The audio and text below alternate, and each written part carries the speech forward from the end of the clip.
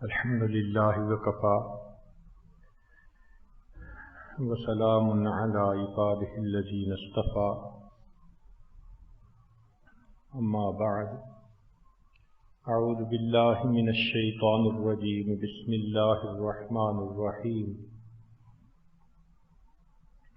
قل هذه سبيلي أدعو إلى الله على بصيرة أنا ومن اتبعني وسبحان الله وما أنا من المشركين سبحان ربك رب العزة عما يصفون وسلام على المرسلين والحمد لله رب العالمين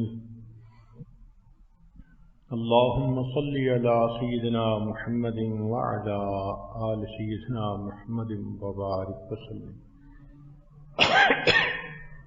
اللهم صل على سيدنا محمد وعلى آل سيدنا محمد وبارك وسلم اللهم صل على سيدنا محمد وعلى آل سيدنا محمد وبارك وسلم۔ اللہ تعالیٰ ارشاد فرماتے ہیں والذی خلقکم فمنکم کافر ومنکم مؤمن، اللہ وہ ذات ہے جس نے تمہیں پیدا کیا تو ان میں کچھ نافرمان ہیں اور کچھ فرما بردار ہیں، تو نافرمان کافر اور فرما بردار مومن۔ اللہ رب العزت کے ہاں انسانوں کی تقسیم دو طرح کی، یہ ماننے والا ہے یا نہ ماننے والا ہے۔ اسی لیے اللہ تعالیٰ کو مومن سے ذاتی محبت ہوتی ہے، کفر اور کافری سے ذاتی عداوت ہوتی ہے۔ اس کی تفصیل یوں ہے کہ کافر عقل کا پجاری، مشاہدے کی زندگی گزارنے والا، اور مومن حکم خدا کا پجاری، اللہ تعالیٰ کے حکم کی مان کے چلنے والا۔ حضرت تھانوی رحمۃ اللہ نے ایک عجیب مثال دی ہے۔ وہ فرماتے ہیں کہ اگر پہاڑ پر چڑھنے کا حکم دیا جائے تو دو صورتیں ہیں، ایک تو یہ کہ ایک انسان گھر سے سواری پر چلے اور پہاڑ کی ابتدا تک سواری پر رہے، پھر اوپر چونکہ گھوڑا نہیں جا سکتا تو پاؤں سے چڑھ جائے، پیدل چڑھ جائے۔ اور دوسری صورت یہ ہے کہ ایک آدمی گھوڑا استعمال ہی نہ کرے، گھر سے ہی پیدل چلے اور پہاڑ تک پہنچ ہی نہ سکے جس وقت میں پہنچنا تھا۔ یا یہ بھی صورت ہے کہ ایک آدمی گھوڑے پر سوار ہو اور گھوڑے کے ذریعے ہی چوٹی تک پہنچنے لگے، وہ بھی نہیں پہنچ سکے گا۔ تو گھوڑے کی مثال انسان کی عقل کی ہے، جہاں تک گھوڑا کام آتا ہے اس سے کام لیں، جہاں نہیں آتا دوسری صورت اختیار کرے۔ تو مومن کی یہ زندگی ہوتی ہے، وہ عقل سے کام لیتا ہے جہاں تک عقل کی پہنچ ہے، جہاں عقل کی رفتار ختم ہو جاتی ہے اس سے آگے وحی کا سہارا لیتا ہے۔ چنانچہ مومن ہمیشہ منزل پہ پہنچتا ہے۔ شریعت یہ نہیں کہتی کہ تم عقل استعمال ہی نہ کرو، شریعت ایسے حکم دیتی ہے جو سمجھ میں آنے والے ہیں، لیکن عقل کی ایک حد ہے، اس سے آگے پھر وحی کے اوپر یقین کرنا پڑتا ہے۔ مومن اور کافر کے درمیان یہ بنیادی فرق ہے۔ کافر پوری زندگی عقل سے گزارتا ہے، عقل عیار ہے، 100 بھیس بنا لیتی ہے، جو شاخ نازک پہ آشیانہ بنے گا نا پائیدار ہوگا۔ اس لیے کافر دھوکے کھاتا ہے، دھکے کھاتا ہے، اور مومن اپنی زندگی حکم خدا کے مطابق گزارتا ہے، اللہ کی مدد ہر وقت اس کے ساتھ ہوتی ہے۔ تو اس دنیا کو اللہ نے اسباب کے تحت چلایا، یہ دنیا دار الاسباب ہے۔ مگر حکم یہ دیا کہ میرے بندو اسباب اختیار تو کرو، یقین ہماری ذات پہ رکھو۔ یہ اسباب تو برتن ہیں، برتن میں پانی بھی ڈال سکتے ہو، دودھ بھی ڈال سکتے ہو۔ یہ اسباب ہم چاہیں گے تو تمہارے لیے عزت کا سبب بنا دیں گے، اور یہ اسباب ہم چاہیں گے تو تمہارے لیے ذلت کا سبب بنا دیں گے۔ اسباب اختیار کرنے ہیں، یہی مومن کا امتحان ہے۔ درمیان قار دریا تخت بندم کر دئی، بعد می گوئی کے دامن تر مکن ہوشیار باش۔ بیچ دریا میں بھی باندھ کے ڈال دیا، اور یہ بھی کہا کہ بھئی دامن تر نہیں ہونا چاہیے تمہارا۔ اسباب کی دنیا میں رہو، نظر اسباب پہ نہ ہو، نظر ہماری ذات پہ ہو۔ چنانچہ جتنے انبیاء کرام تشریف لائے سب نے اسباب اختیار کیے۔ نوح علیہ السلام کے زمانے میں طوفان آنا تھا، اللہ تعالیٰ چاہتے تو ان کو حکم دے دیتے فلاں پہاڑی کی چوٹی پہ چڑھ جاؤ، طوفان سے بچ جاؤ گے، نہیں، فرمایا کشتی بناؤ۔ وَاصْنَعِ الْفُلْكَ بِأَعْيُنِنَا، کشتی بناؤ اور اس کی سپرویژن ہم کریں گے۔ بِأَعْيُنِنَا، اس کے سپروائزر ہم ہوں گے۔ وَوَحْيِنَا، اور اس کا ڈیزائن بھی ہم آپ کو سکھائیں گے۔ اب دیکھیے کہ اسباب اختیار کرنے کا حکم مل رہا ہے، وقت کے نبی ہیں۔ اسی طرح بی بی مریم حاملہ ہیں، بہت زیادہ ڈپریسڈ ہیں، انہونی بات ان کے ساتھ ہو گئی جس کی وہ توقع بھی نہیں کرتی تھی۔ اب ان کو تسلی بھی دی جا رہی ہے، پریشان نہ ہو، مگر ساتھ یہ کہا جا رہا ہے کہ اس وقت تمہیں کھجور کھانی بہتر ہے۔ وَهُزِّي إِلَيْكِ بِجِذْعِ النَّخْلَةِ تُسَاقِطْ عَلَيْكِ رُطَبًا جَنِيًّا، تو پلیٹ میں بھی اگر چاہتے تو کھجوریں ڈال کے پہنچا دیتے، کون سا مسئلہ تھا؟ مگر اسباب اختیار کرنے کے لیے کہا، عورت ہو، اس حالت میں ہو، تمہارے اندر اتنی طاقت تو نہیں ہو سکتی، لیکن ہاتھ تو لگاؤ نا، کھجوریں گرانا تو ہمارا کام ہے نا۔ معلوم ہوا اسباب اختیار کروائے۔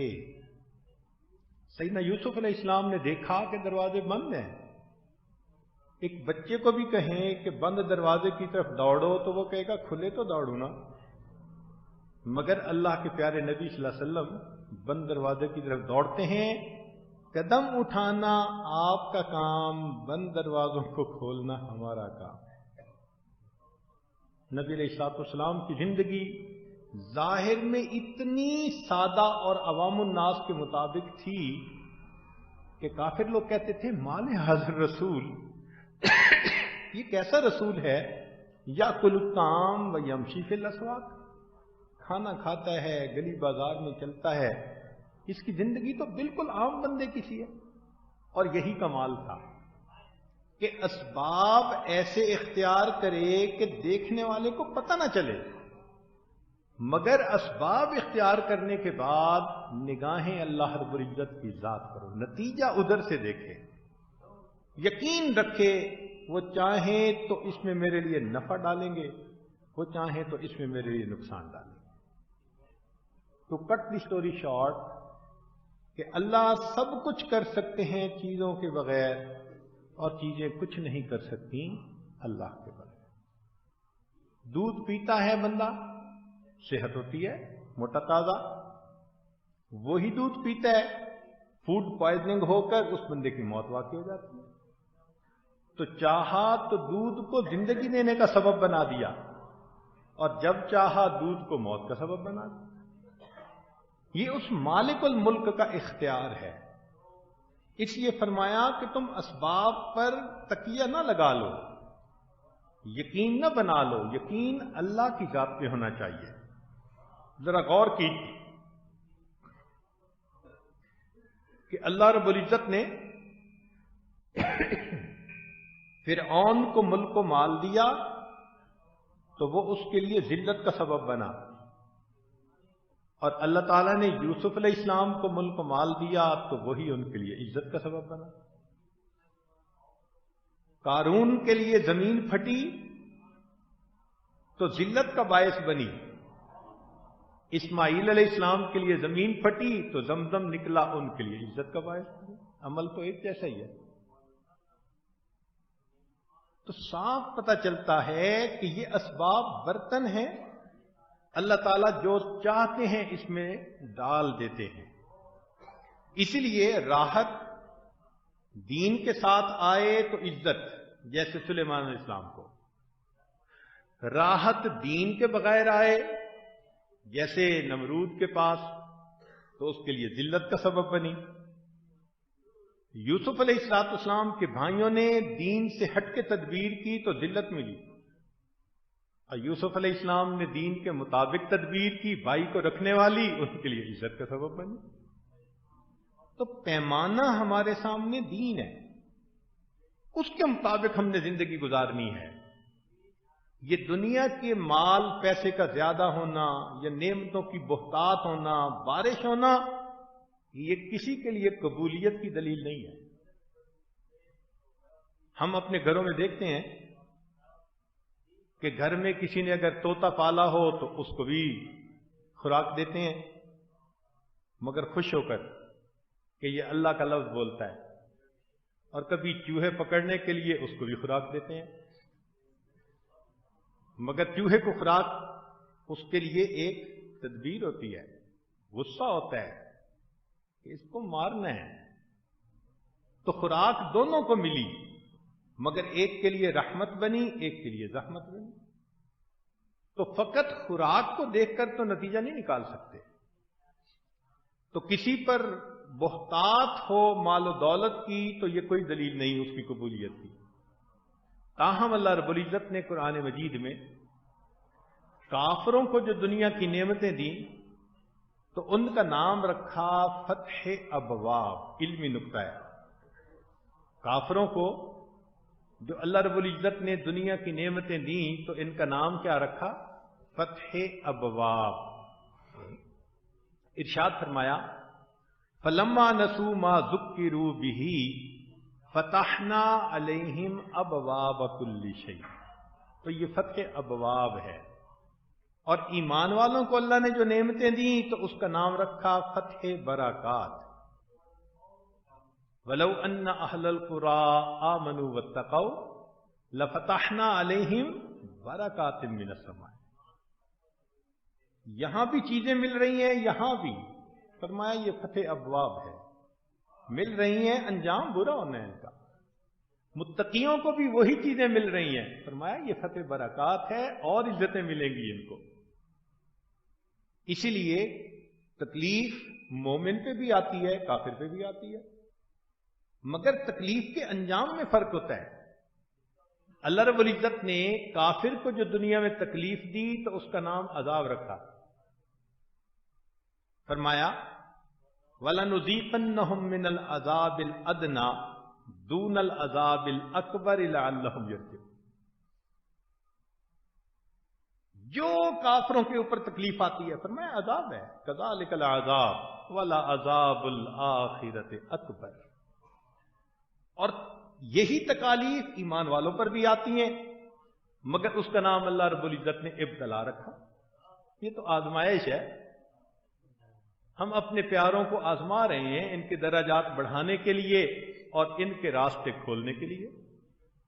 چنانچہ مستہم البأساء والضراء وزلزلوا، اتنی تنگی ملی، اتنا جھنجھوڑے گئے، حتی یقول الرسول والذین آمنوا معہ متی نصر اللہ، حتیٰ کہ رسول اور ان کے ساتھ جو لوگ تھے پکار اٹھے اللہ کی مدد کب آئے گی۔ تو اللہ تعالیٰ ذرا بندے کو آزماتے تو ہیں نا۔ ہم بھی اگر 2 روپے کا برتن لیں تو دیکھتے ہیں کچا یا پکا، لوگ تو تربوز لیتے ہیں تو اس کو بھی چیک کرتے ہیں، جی کچا ہوگا تو نہیں لیں گے، پکا ہوگا تو لیں گے۔ تو اللہ رب العزت بھی کسی مومن کا سودا کرتے ہیں تو دیکھتے ہیں ہے تو کچا یا پکا. تو ابتلا آتی ہے، آزمائش آتی ہے، جھنجھوڑا جاتا ہے. کس پوائنٹ تک؟ کہ جس پوائنٹ پہ پہنچ کے بندے کو اسباب کچھ نظر نہیں آتے، ہر طرف سے امیدیں کٹ چکی ہوتی ہیں، اس پوائنٹ تک بندے کو دبایا جاتا ہے. جب بے اختیار ہو کے وہ اسباب سے نظر ہٹا کے اللہ کی طرف نظر اٹھاتا ہے، اللہ فرماتے ہیں اب مدد کریں گے. چنانچہ ارشاد فرمایا کہ ہم نے اتنا ان کو آزمایا، اتنا آزمایا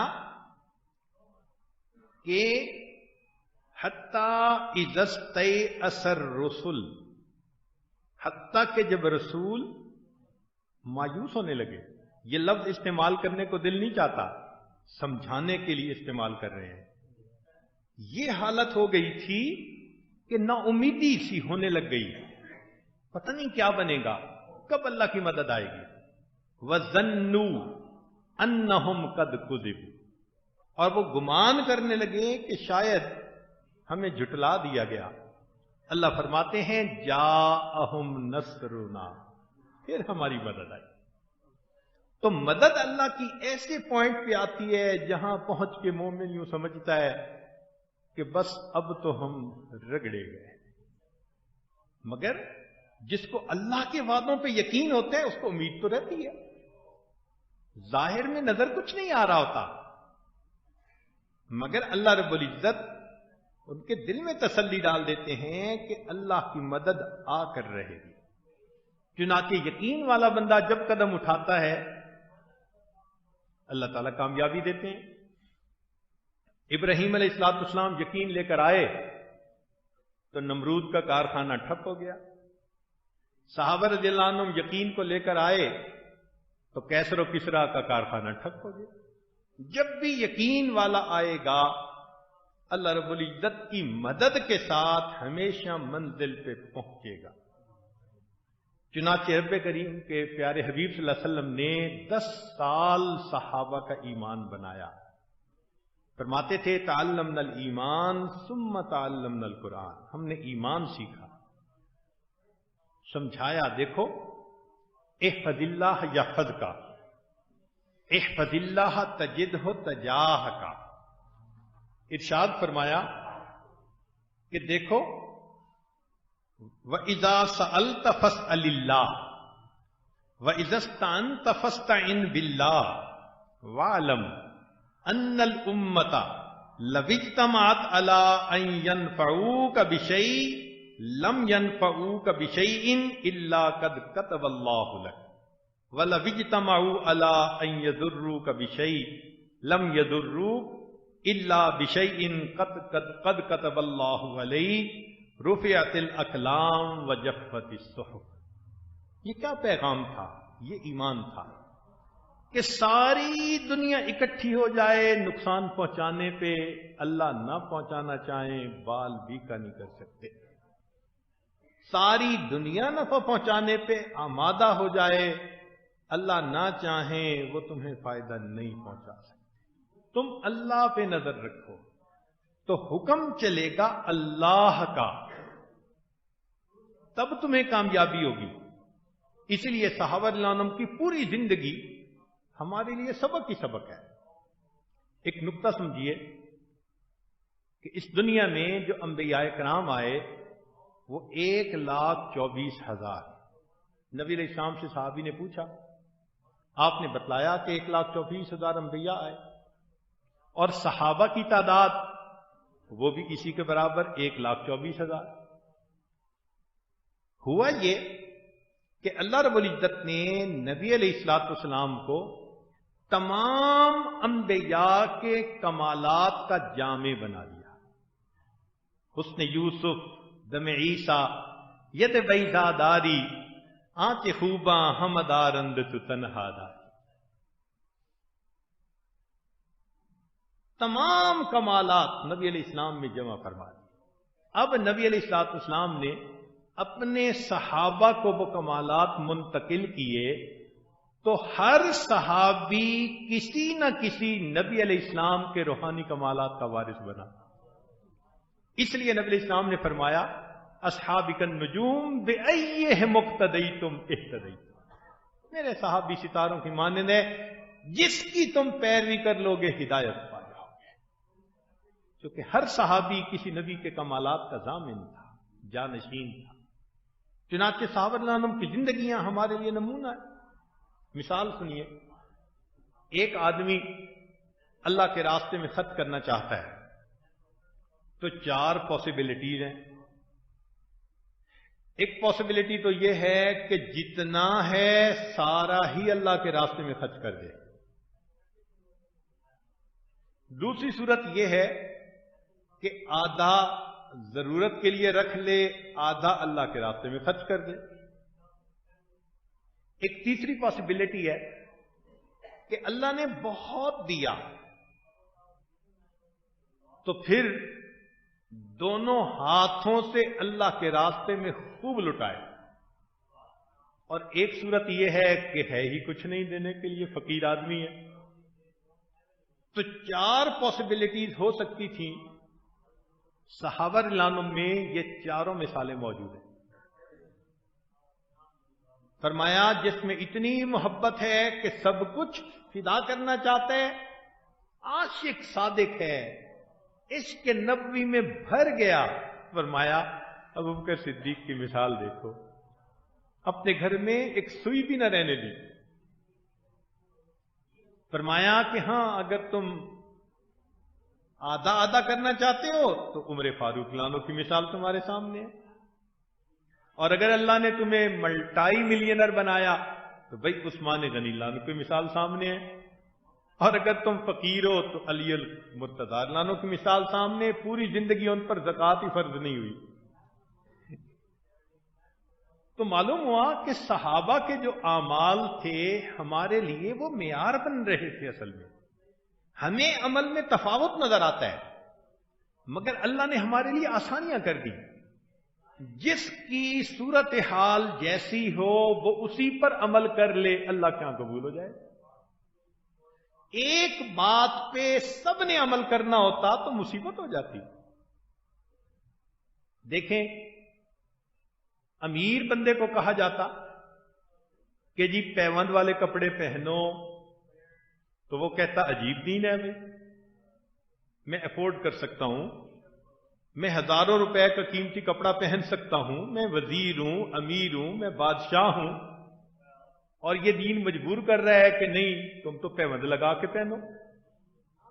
غریب کو کہا جاتا کہ جناب قیمتی کپڑے پہنو، وہ کہتا میں کیسا مسلمان بنوں بھائی، میں کھانا کھاؤں یا کپڑے پہنوں. تو اللہ کے حبیب صلی اللہ علیہ وسلم کے عمل میں دونوں سنتیں. ایسا بھی ہوا کہ پیوند والا کپڑا پہنا، اور ایسا بھی ہوا کہ قیمتی یمنی جوڑا ملا، اللہ کے حبیب نے پہنا، اللہ کے راستے میں صدقہ کر دیا. گنجائش نکل آئی ہمارے لیے. تو صحابہ رضی اللہ عنہم کے جتنے اعمال ہیں ہمارے لیے سہولت ہیں، اللہ کی طرف سے رحمت ہے ہمارے لیے. حتیٰ کہ ان کا امن میں رہنا بھی رحمت، اور ان کا آپس میں ایک دوسرے سے برسر پیکار ہو جانا بھی ہمارے لیے رحمت. رحمت ہی رحمت. ذرا غور کیجئے،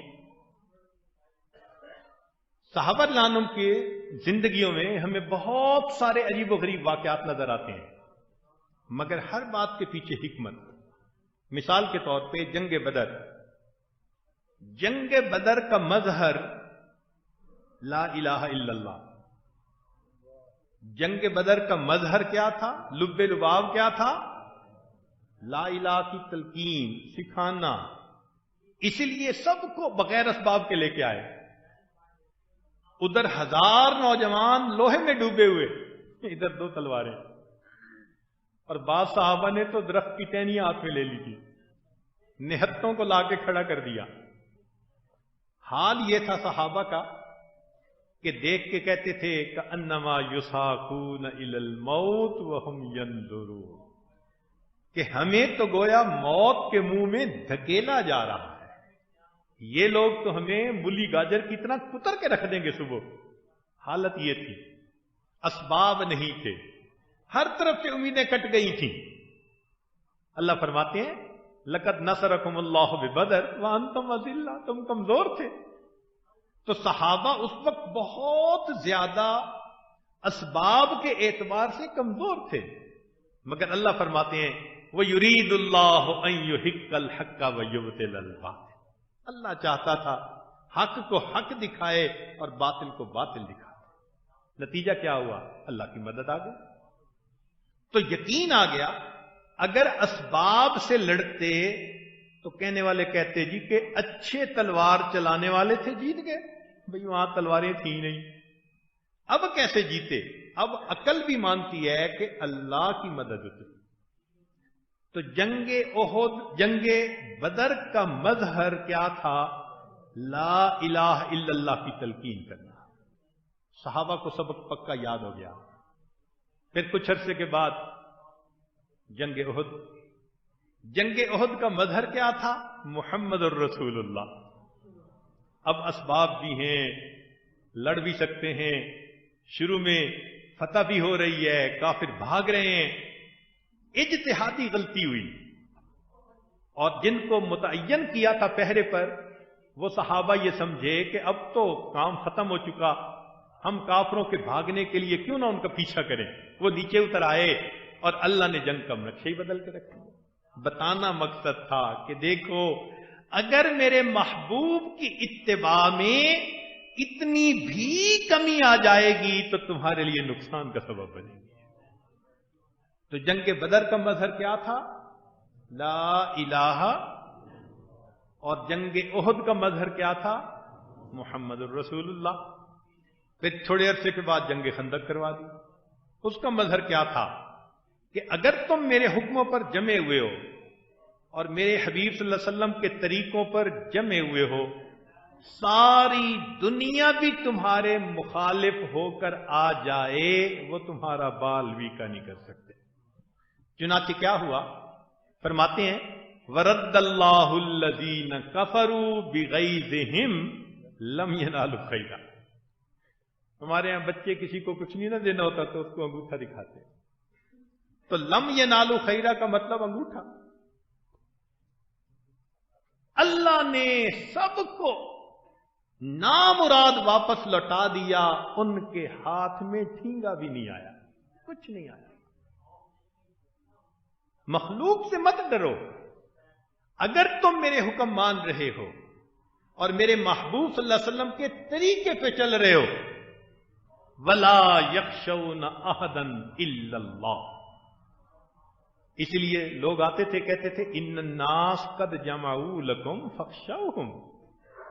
سارے دنیا جمع ہو کے آ گئی ہے، فکر کرو. اور ایمان والوں کا وما زادہم الا ایمانا وتسلیما، ایمان بڑھ گیا، بڑھتا تھا ان کا. تو اللہ نے ثابت کر دکھایا کہ دیکھو میرے حکموں پر جمے رہو گے، ساری دنیا مل کے تمہارا بال بھی کا نہیں کر سکتی. پھر اس کے بعد صلح حدیبیہ کا موقع آ گیا. تو صلح حدیبیہ کا مظہر کیا تھا؟ اس میں سبق یہ سکھانا تھا کہ دیکھو میدان ہاتھ میں آنا یا نہ آنا یہ کامیابی نہیں ہے. کامیابی یہ ہے کہ تم ہمارے حکموں پر جمے رہو. چنانچہ نتیجہ کیا نکلا؟ صحابہ ہیں بھی 10,000، صحابہ ہیں 1,500 اس وقت صلح حدیبیہ کے موقع پہ. اور عمر لانو جیسے حضرات بھی چاہتے ہیں کہ اگر یہ لڑنا چاہتے ہیں تو ٹھیک ہے، ہم پیچھے کیوں ہٹیں. مگر نبی علیہ الصلوۃ والسلام نے ایگریمنٹ کر لیا. ایگریمنٹ کر کے بتا دیا کہ دیکھو جو قیادت ہوتی ہے وہ آتش فشاں کے دہانے پر بیٹھ کر بھی ٹھنڈے دل و دماغ سے فیصلے کیا کرتی ہے. یہ جو جذباتیت ہوتی ہے اس کو نہ کام میں لاؤ، نقصان پاؤ گے. ہوش کے ناخن لو، عقل کے ناخن لو. تمہارے ساتھ بندے ہیں، مرنے کو کٹ مرنے کو تیار ہیں، مگر نہیں. फैसला करो तो सोच समझ के। चुनाचे उनके साथ एग्रीमेंट कर लिया, सुलह कर ली, और इस सुलह को अल्लाह रब्बुल इज्जत फरमाते हैं इन्ना फतहना लका फतहम मुबीना। ये बैयन फतह थी, जाहिर में क्या पसपा हो रहे हैं, वापस आ रहे हैं बगैर उम्रा किए। अल्लाह फरमाते हैं कि पसपाई नहीं, ये तो बैयन फतह है जो मिल रही है। और उस बैयन फतह का नतीजा क्या निकला कि उसके बाद दीन इतनी तेजी से फैला कि उसका अंदाजा नहीं लगा सकते। इसको कहते हैं इंग्लिश में एक्सपोनेंशियल रेट। इतना तेजी से दीन फैला। जरा गौर कीजिए, तवज्जो से सुनिए। सुलह हुदैबिया तक 19 साल में 1500 मुसलमान, 19 साल गुजर गए थे वही के उतरते हुए। तो सुलह हुदैबिया में 19 साल गुजरने के बावजूद कितने मुसलमान? 1500। जब एग्रीमेंट हो गया और दीन की दावत के लिए रास्ता हमवार हो गया, तो अब देखिए दीन कैसा फैल रहा है कि 2 साल के बाद फतेह मक्का के वक्त 10,000 मुसलमान, फिर 1 साल के बाद ग़ज़वे तबूक पर 30,000 मुसलमान, और 1 साल के बाद हज्जतुल विदा पर 1.25 लाख मुसलमान। सबक देना मकसूद था कि देखो, तुम सोचो हमारे हुक्मों के मुताबिक जिंदगी गुजारोगे तो देखो हमारी मदद कैसे तुम्हारे साथ होगी। फिर उसके बाद ग़ज़वे हुनैन। इसका मज़हर क्या था कि तुम अपनी कसरत पे नाज न कर जाना। कभी कुव्वत बाजू पे भी तो नाज हो जाती है ना। फरमाया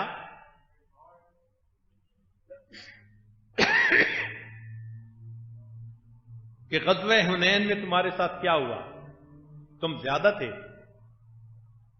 मगर इब्तदा में कदम ही उखड़ गए, वापस भागने लगे।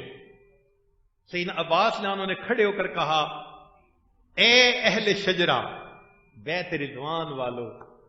बस इन अल्फाज को सुनते ही सहाबा के दिल के अंदर बिजली कूद गई कि हमने क्या बैत की हुई है नबी अलैहिस्सलाम से। फिर वापस लौटे और अल्लाह रब्बुल इज्जत ने फतह अता फरमा दी। तो बताना था कि अपनी कुव्वत बाजू पे कभी भी नजर नहीं रखते। अगर तुम्हें रखना है तो अल्लाह की मदद के ऊपर नजर रखो। मालूम हुआ कि इन वाकयात में जाहिर में तो लगता है कि लड़ाइयां हो रही थी, और हकीकत में उम्मत की तरबियत हो रही थी। उनको सबक सिखाया जा रहा था, उनको बताया जा रहा था कि देखो कैसे होता है। इसीलिए खुलफाए राशिदीन 4 और चारों के दौर में अलग अलग माहौल। सैयदना सिद्दीक़ अकबरान के दौर में, जो दौर सिद्दीकी कहलाता है, अंदरूनी फितनों का सद्देबाब सिखाया गया कि देखो, कल को तुम्हें अगर खिलाफत का इंतजाम करना पड़े तो अंदरूनी फितने भी तो कदम उठा सकते हैं, सर उठा सकते हैं। तो अंदरूनी फितनों को तुमने कैसे निमटना है? अगर यह सबक सीखना है तो आओ मेरे सिद्दीक से सीखो। चुनाचे नबी अलैहिस्सलाम जैसे ही पर्दा फरमाया, फितनों ने सर उठाया। कहां लश्कर भेजने का मसला था, सहाबा रज़ियल्लाहु चाहते थे कि ना भेजें, हत्ता कि उमर रज़ी अल्लाह तआला अन्हु जैसे हजरात, वो भी उस वक्त कहते थे मदीना खाली हो जाएगा, मदीना खाली हो जाएगा। इधर ये मसला, और उधर कुछ लोग थे जो कहते थे कि हम ज़कात बैतुल माल में जमा नहीं करवाएंगे, हम खुद तकसीम करेंगे। उनको माने ईने ज़कात कहा। यानी वो मुनकरीन नहीं थे कि ज़कात देते ही नहीं है, अगर मुनकर होते तो काफिर हो जाते। वो कहते थे कि हम देंगे लेकिन अपने इलाके में खुद तकसीम करेंगे, मरकज में नहीं देंगे। तो माने ईने ज़कात। अब चूंकि दे तो रहे थे, वो मरकज में नहीं भेज रहे थे, तो सहाबा का उनके बारे में जरा नरम गोशा था। सिद्दीक अकबर डट गए। उमर लानो आए और आकर सिद्दीक अकबर से कहने लगे कि इस वक्त हमारे खिलाफ ईसाइयों ने बहुत महादाराई कर ली, दुश्मन मौजूद हैं, हम आपस में उलझ गए तो कमजोर हो जाएंगे, तो मानीन ज़कात के साथ थोड़ा सा नरम रवैया कर ले। सिद्दीक अकबर ने सुना, फरमाया अजब्बारुन फिल जाहिलिया अखव्वारुन फिल इस्लाम, कि तू जाहिलियत में इतना बहादुर और इस्लाम में आके तू इतना कमजोर हो गया। फरमाते हैं सीने पे हाथ रखा, उमर लानो पीछे गिरे। फरमाते हैं मैं उठा, मुझे समझ आ गई कि दिस दीन की यानी क्या मकाम होता है। फरमाया सिद्दीक अकबर ने अयन कसो व अनहई, दीन में कमी आ जाए और सिद्दीक अकबर जिंदा रहे, ये कैसे हो सकता है। बाद में सब सहाबा कहते थे फकाम मकाम लंबिया, कि वाकई अबू बकर सिद्दीक ने वो काम किया जो वक्त का नबी खड़ा होकर किया करता है। सिखा दिया कि देखो नबी अलैहिस्सलाम की ऐसी इत्तबा करनी है हर काम में, जाहिर को मत देखो।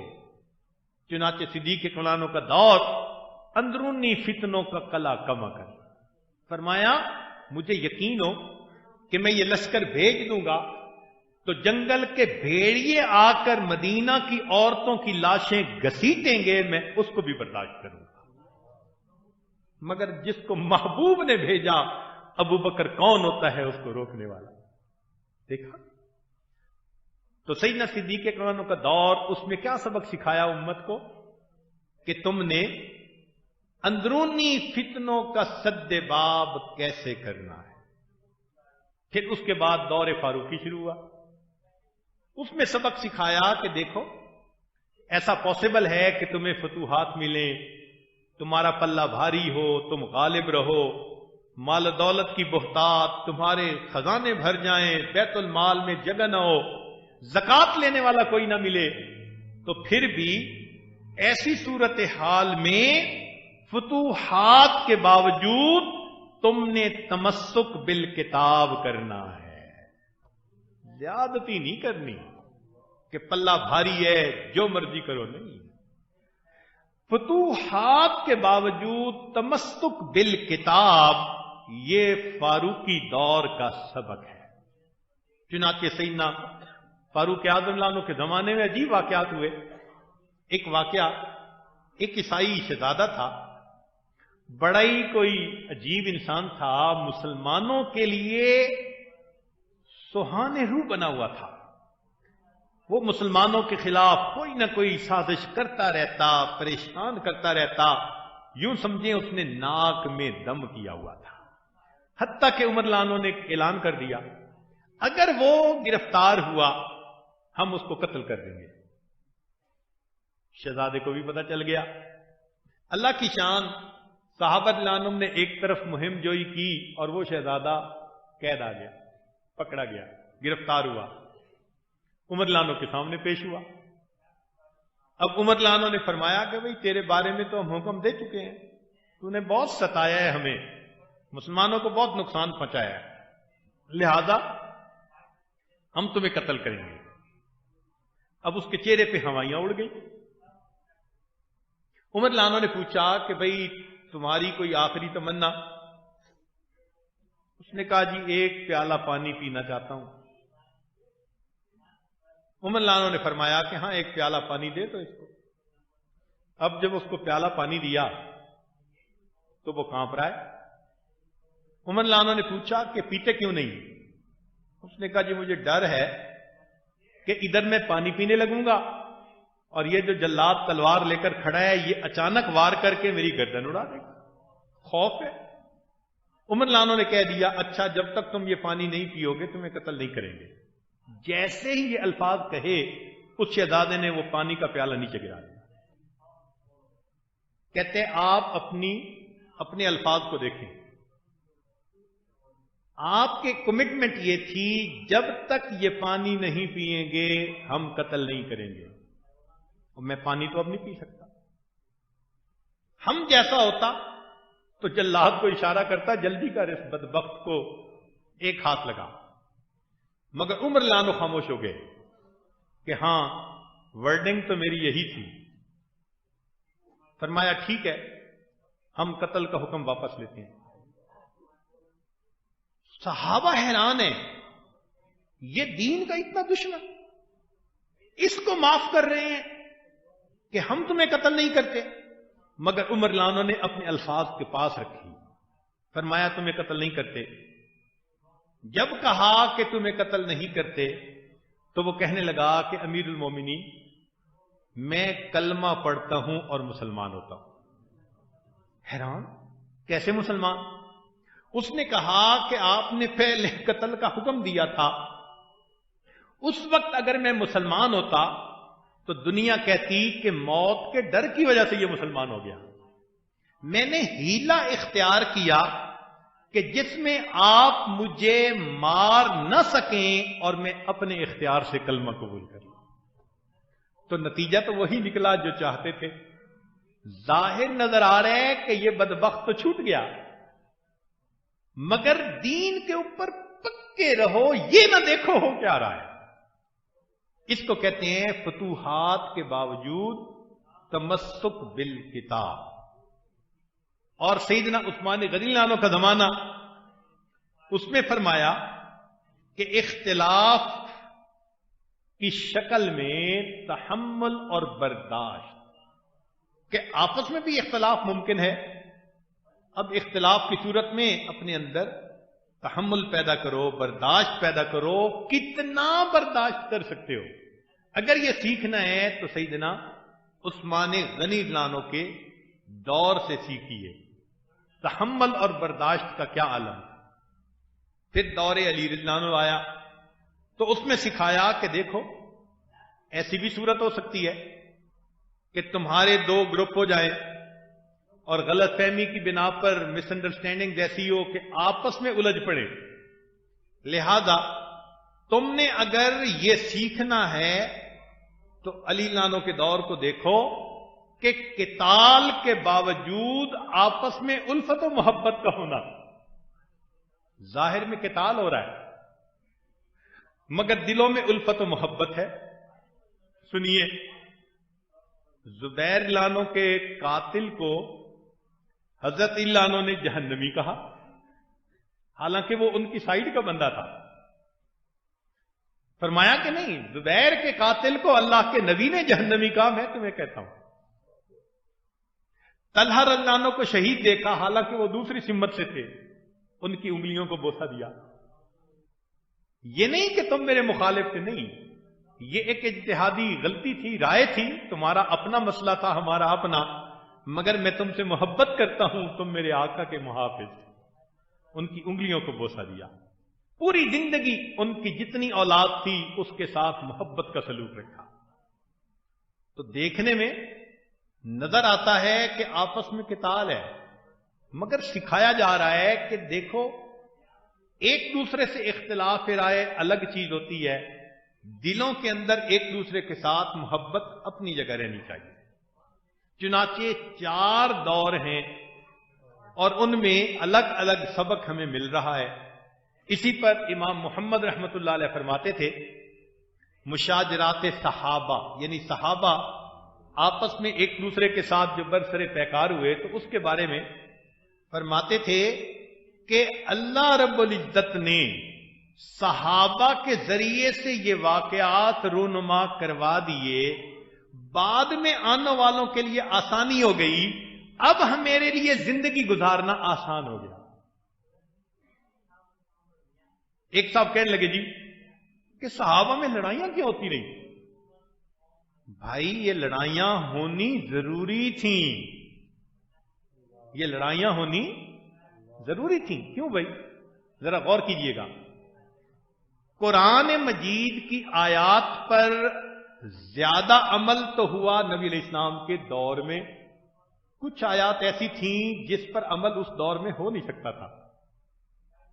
اگر ہوتا تو نبی علیہ السلام کے نام پہ کافر دھبا لگاتے۔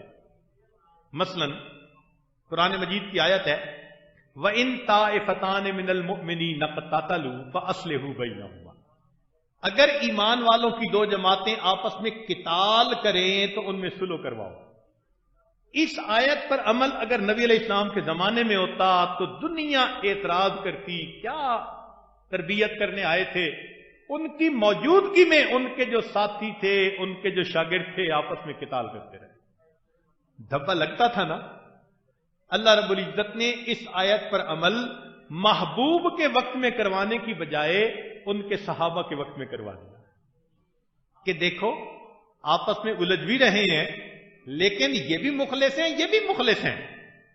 بھائی دو ماہر بندوں سے بھی ایکسیڈنٹ ہو جاتا ہے یا نہیں ہوتا؟ یہ بھی ماہر ہے ڈرائیور، یہ بھی ماہر ہے ڈرائیور، پھر ایکسیڈنٹ ہو جاتا ہے. تو یہ دین تو قیامت تک کے لیے آنے والا دین تھا، ہر دور اور ہر زمانے میں. فرمایا ایسی صورتحال پاسبل ہو سکتی ہے، لہذا ہم یہاں پر یہ ایک واقعہ رونما کروا دیتے ہیں اور تمہارے لیے پھر آئندہ ایک مثال بن جائے گی. اس لیے ہمارا عقیدہ یہ ہے صحابہ باہم جنگ بھی کریں تو وہ شہید ہیں، سعید ہیں. صحابہ باہم جنگ بھی کریں تو وہ سعید ہیں، ادھر کے بھی شہید ہیں، ادھر کے بھی شہید ہیں.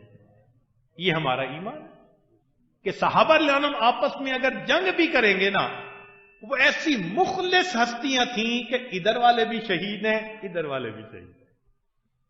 تو معلوم ہوا کہ یہ واقعات رونما ہوئے امت کو مختلف حالات کے اندر سبق دینے کے لیے، گائیڈنس دینے کے لیے. چنانچہ سیدنا علی رضی اللہ عنہ، سیدنا امیر معاویہ رضی اللہ عنہ کے درمیانے میں عجیب کھچڑی بنی رہی، مگر علماء سمجھتے ہیں کہ اصل مقصود کیا تھا. سنیے، ایک مملکت کا سیٹ اپ کیسے ہوتا ہے؟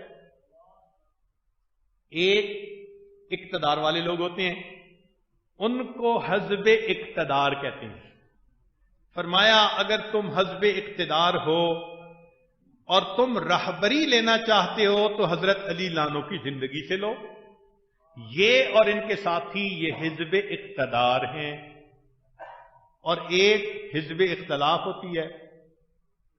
فرمایا کہ اگر تم اس میں سے ہو اور اپنے لیے گائیڈنس لینا چاہتے ہو تو سیدنا امیر معاویہ لانو اور ان کے ساتھیوں کی زندگی سے لو.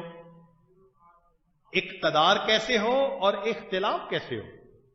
اچھا، ملک میں کچھ لوگ ہوتے ہیں جو ریسرچ سکالر ہوتے ہیں، ان کو نہ اقتدار میں الجھنا چاہیے نہ اختلاف میں، وہ اپنا کام کرتے رہیں. اگر تم ایسے ہو تو عبداللہ ابن عمر لانو کی زندگی سے سبق پاؤ. امام المحدثین ان حالات میں گھر میں رہے، اپنا حدیث کا کام اسی کے اوپر لگے رہے. فرمایا جو ریسرچ سکالر ہوتے ہیں نا، وہ تو سب کا کام اجتماعی کام کر رہے ہوتے ہیں، اس لیے تمہیں نہ اس میں الجھنے کی ضرورت نہیں، اس سے بالا تر ہو کے کام کرو. تو کیا کروں؟ تم گھر میں رہو، اپنے کام میں لگے رہو. اچھا جی، نہ اقتدار میں نہ اختلاف میں، ہم تو ہیں علماء، ہمارے لیے کیا رہبری ہے؟ فرمایا کہ تم دونوں کے ساتھ محبت کا تعلق رکھو. تم پارٹی کیوں بنتے ہو؟ علامہ شامی رحمۃ اللہ نے فتویٰ لکھا کہ عالم کو گواہی نہیں دینی چاہیے. گواہی دے گا تو کوئی تو اس کا مخالف بنے گا نا، تو عالم کو نہیں جچتا کہ وہ گواہی دے. اس کی شان یہ ہے اس نے تو دونوں کو گائیڈ کرنا ہے، یہ تو سب کے لیے برابر ہے. تو فرمایا کہ اگر تم عالم ہو اور روشنی چاہتے ہو تو تمہارے لیے روشنی کی مثال سیدنا ابو ہریرہ رضی اللہ عنہ کی زندگی. حضرت مفتی محمد شفیع رحمۃ اللہ فرماتے ہیں کہ حضرت ابو ہریرہ رضی اللہ عنہ مولوی قسم کے صحابی تھے، سید المحدثین. اور ان کا عمل کیا تھا؟ حضرت علی اللہ عنہ کے ساتھیوں سے بھی محبت تھی، سیدنا امیر معاویہ اللہ عنہ کے ساتھیوں سے بھی محبت تھی، حتیٰ کہ کھانا امیر معاویہ اللہ عنہ کے ساتھ کھاتے تھے اور نماز ان کے پیچھے پڑھتے تھے. فرمایا عالم ہو تو تم سب کے ساتھ تعلق رکھو، تم نے تو سب کو گائیڈ کرنا ہے نا. اچھا، ہم عالم تو نہیں، ریسرچ سکالر بھی نہیں، اقتدار میں بھی نہیں، اختلاف میں بھی نہیں، لیکن ہم تو قوم کے بڑے ہیں، ہمارا منصب ایسا ہے، ہمیں سب بڑا مانتے ہیں، ہم کیا کریں؟ فرمایا اگر تم بڑے ہو تو پھر اختلاف اور اقتدار ان کے درمیان پیچ اپ کروانے کی کوشش کرو، ان کو آپس میں جوڑو، بڑے جو ہو تو اپنے مقام کا فائدہ اٹھاؤ۔ اچھا جی میں فائدہ تو اٹھاؤں مگر میرے لیے مثال کون سی؟ فرمایا دیکھو دو بھائی لڑ پڑے تھے، ان کے درمیان صلح کون کرواتا؟ ماں ہی کروایا کرتی ہے۔ ایک طرف علی لانو ہے، ایک طرف امیر معاویہ، تو سیدہ عائشہ صدیقہ لانا گھر سے چلی کہ میں دونوں بیٹوں کے درمیان آپس میں صلح کروا دیں، تو تم اس قسم کا کام کرنا۔ تو معلوم ہوا کہ بھائی ان کے زندگی کے اعمال میں ہمارے لیے روشنی تھی۔ اچھا ایک اور بھی پاسبلٹی ہے کہ یہ آپس میں ان شعبوں میں کام کر رہے ہیں، مگر کبھی کبھی دشمن بھی تو ملک پہ حملہ کر سکتا ہے، سٹریٹجک قسم کے معاملات بھی تو ہو سکتے ہیں۔ ایسی صورت میں کیا ہوگا؟ فرمایا اچھا ایسی صورت میں دیکھنا ہے تو ان کا عمل دیکھو۔ چنانچہ جس زمانے میں امیر معاویہ رضی اللہ عنہ اور حضرت علی رضی اللہ عنہ آپس میں الجھ رہے تھے، اس زمانے میں عیسائی بادشاہ نے خط لکھا امیر معاویہ رضی اللہ عنہ کو کہ تمہیں تمہارا مقام دیا نہیں جا رہا، ہمارے پاس آؤ، ہم تمہیں بڑی عزت دیں گے اور تمہاری مدد کریں گے۔ امیر معاویہ رضی اللہ عنہ کو وہ خط ملا، پھاڑا، تنور کے اندر پھینکا اور اس کو جواب دیا اور لکھا او عیسائی کتے، او عیسائی کتے، اگر تم نے حضرت علی رضی اللہ عنہ کی طرف میلی آنکھ اٹھا کر دیکھی تو امیر معاویہ ان کی فوج کا پہلا سپاہی ہوگا جو تمہارے ساتھ لڑے گا۔ یہ تو گھر کا مسئلہ ہے نا کہ ہم کسی بات پر آپس میں الجھ گئے ہیں، یہ تو نہیں کہ اب کافر ہمارے درمیان فرق ڈالنے لگے۔ تو فرمایا کہ دیکھو یہاں روشنی مل گئی کہ اگر کبھی ایسا معاملہ آ جائے تو تم پھر سب ایک ہو جاؤ۔ اب دین کا معاملہ آ گیا تو معلوم ہوا کہ ظاہر دیکھنے میں الجھاؤ نظر آتا ہے، لڑائی نظر آتی ہے، لیکن اس میں بھی آنے والی امت کے لیے اللہ نے سبق نکال دیا ہے۔ سبحان اللہ، یہ صحابہ رضی اللہ عنہم کا ہمارے اوپر احسان ہے کہ انہوں نے امن اور جنگ ہر قسم کے حالات میں زندگی گزارنے کی ہمارے سامنے مثالیں قائم کر دی۔ اس لیے آج ہم کہتے ہیں یہ کامل دین ہے۔ اگر کبھی بھی آپس میں لڑائی نہ ہوتی تو دنیا کہتی جی دین اسلام نامکمل، کیوں؟ اور جی یہ تو امن کا دین ہے، لڑائی کے بارے میں تو کوئی اس میں تعلیمات ہی نہیں۔ اب دیکھو ہر قسم کے حالات میں رہنمائی اللہ رب العزت نے فرما دی۔ چنانچہ دین کی دعوت کا کام کرنے والا صحابہ رضی اللہ عنہم کی زندگیوں سے رہنمائی لیتا ہے۔ علماء کے لیے ایک نکتے کی بات، ایک ہے حدود شریعت، ایک ہے حدود شریعت اور ایک ہے مزاج شریعت۔ حدود شریعت کا نام فتویٰ اور مزاج شریعت کا نام تقویٰ۔ حدود شریعت کا نام فتویٰ اور مزاج شریعت کا نام، فرمایا کہ اگر تم مزاج شریعت کو سیکھنا چاہتے ہو تو تم فاروقی اور صدیقی دور کی طرف نظر اٹھاؤ، تمہیں مزاج شریعت کا پتہ چل جائے گا۔ اور اگر تم حدود شریعت دیکھنا چاہتے ہو تو فرمایا کہ عثمانی اور علوی دور کو دیکھو، تمہیں حدود شریعت کا پتہ چل جائے گا۔ ہمارے لیے کتنی آسانیاں ہو گئیں کہ شریعت ہم سے کیا چاہتی ہے۔ اس لیے دین کی دعوت کا کام کرنا یہ علماء کا منصب ہے۔ نبی علیہ السلام نے فرمایا قل ھذہ سبیلی ادعو الی اللہ علی بصیرۃ انا ومن اتبعنی۔ لہذا اس منصب کو پورا کرنا ہماری زندگی میں لازمی ہونا چاہیے۔ امت نے اس 1400 سال میں اس کام کو کیا ہے، ترتیب مختلف ادوار میں مختلف رہی، مگر یہ منصب پورا ہوتا رہا، اس لیے امت کو ہدایت ملتی رہی۔ اس میں 4 مراحل ہیں۔ ہم نے بعض علماء کو دیکھا تعلیم حاصل کرنے کے بعد جب کہیں کام شروع کرتے ہیں پھر کچھ اپنے ہو جاتے ہیں، کچھ مخالفت شروع ہوتی ہے، کنفیوز ہو جاتے ہیں، جی اب کیا کریں۔ دعوت کے راستے میں 4 بنیادی سٹیپس ہیں، ہر دور اور ہر زمانے میں وہی سامنے آئیں گے، ان کو اچھی طرح ذہن میں بٹھا لیں۔ پہلا ہے وجود دعوت، کہ انسان دین کی دعوت دے، کافروں کو اسلام قبول کرنے کی، مسلمانوں کو عمل پہ پختہ ہونے کی، ہر ایک کو دعوت دے، جو قریب ہے وہ اقرب بن جائے اور قریب ہو جائے، لہذا سب محتاج ہیں اس کے۔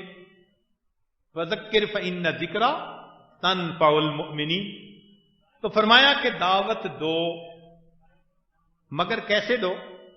ادع الی سبیل ربک بالحکمہ والموعظۃ الحسنہ، حکمت سے کام لو، ڈنڈے نہیں مارنے کہ لٹھ لے کے کھڑے ہو گئے کہ جی چلو، ایسے نہیں کرنا۔ چنانچہ ہمارے حضرت خواجہ محمد المالک صدیقی رحمۃ اللہ کا واقعہ ہے، عجیب تھا، سن کے بندہ ویسے تو حیران ہوتا ہے۔